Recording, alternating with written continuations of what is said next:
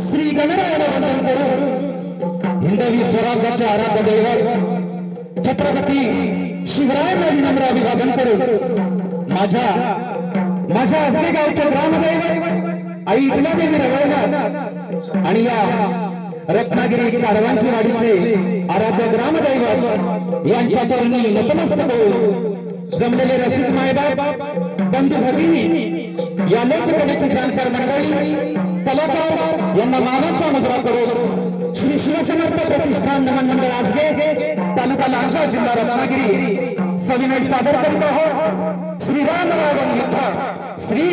रामरावण युद्ध तत्पूर्वी या ठिकाणी आम्हाला आमची कला सादर करण्याची संधी दिली ते